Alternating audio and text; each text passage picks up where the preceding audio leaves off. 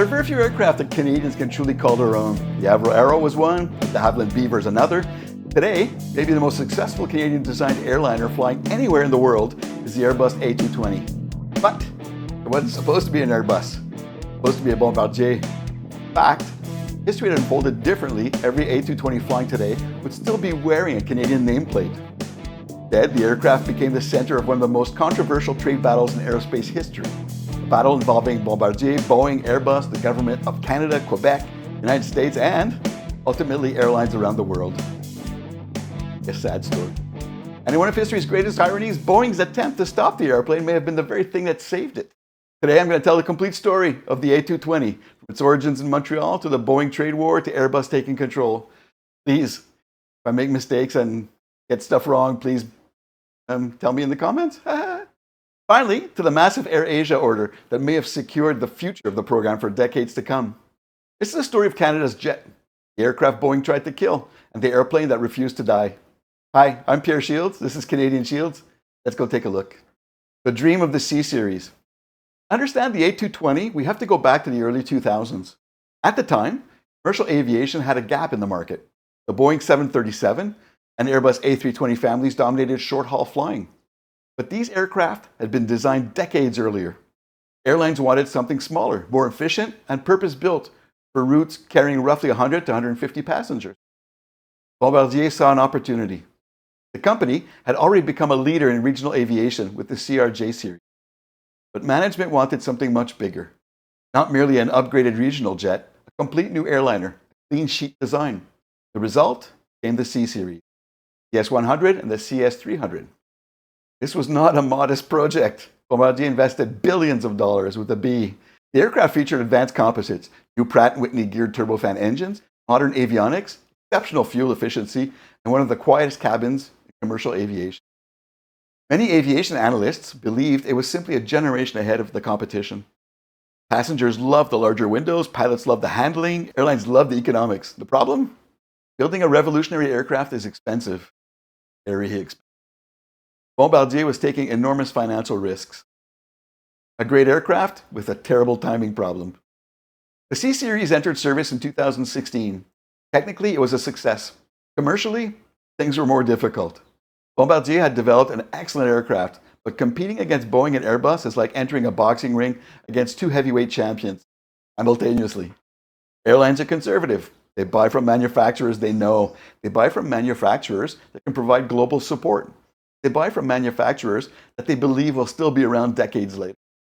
Bombardier was asking airlines to trust a relatively small Canadian manufacturer with one of the largest aerospace investments in history. Orders came in slowly. Meanwhile, development costs exploded. The company was under immense financial pressure. And then Boeing entered the picture. The Boeing attack.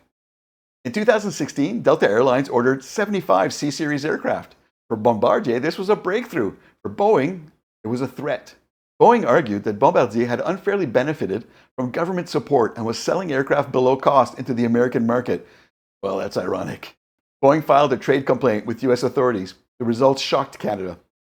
American authorities proposed tariffs approaching 300% on the C Series aircraft. Think about that for a second. An aircraft designed and built in Canada could suddenly become effectively unsellable in the world's largest aviation market.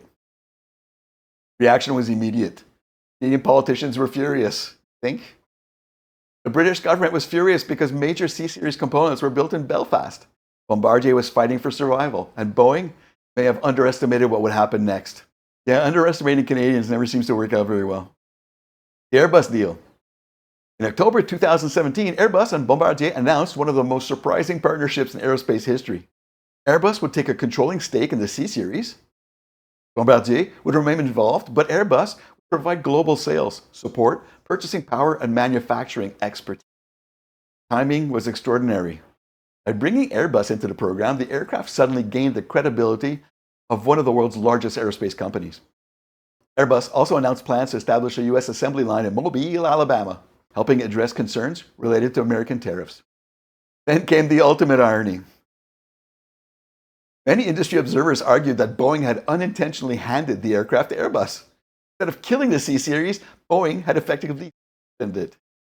Shortly afterward, the proposed tariffs collapsed when the U.S. International Trade Commission ruled against Boeing's case. Terrible. But by then, it was too late. The deal with Airbus had already transformed the future of the aircraft. Really unexpected.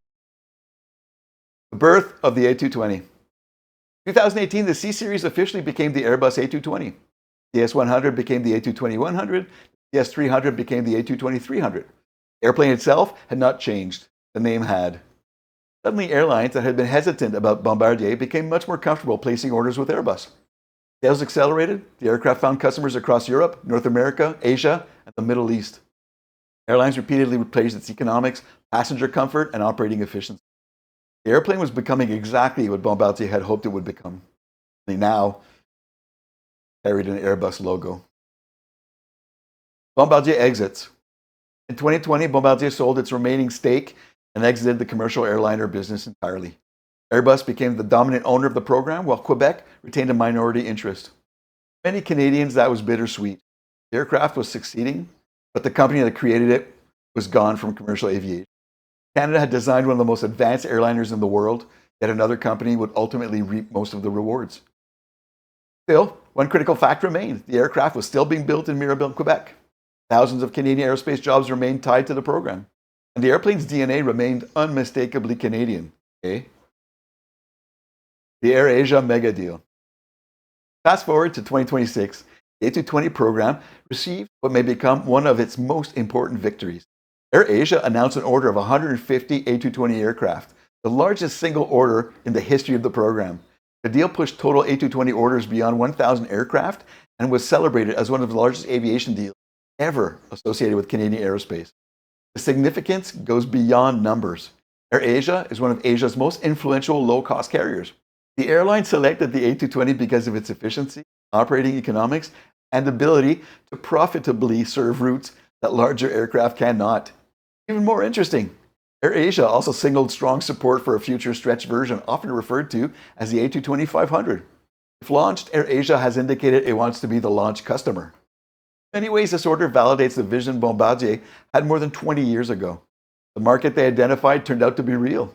The aircraft they designed turned out to be exceptional. Airlines continued to vote for it with their wallets. Conclusion. The A220 is one of the most fascinating aircraft stories in the modern era. A Canadian company saw a gap in the market, signed an aircraft that was arguably ahead of its time, nearly went bankrupt bringing it to life, survived a trade war with Boeing, was absorbed by Airbus, and ultimately became one of the most successful aircraft programs in its category. Whether you call it the C Series or the A220, one fact remains undeniable. This aircraft was born in Canada. Engineering roots are Canadian, heart Canadian. Every time an A220 lifts off from a runway anywhere in the world, it carries with it a piece of one of the most ambitious aerospace projects the country has ever undertaken. Irony is that Boeing may have won the battle, but Canada won the legacy. And the airplane they tried to stop, it's still flying. If you like this video, please click on like, subscribe, comment, click on notifications, click on hype, and all the other rigmarole. Thanks for spending time with me. This has been fun. I'm Peter Shields for Canadian Shields. Go play outside.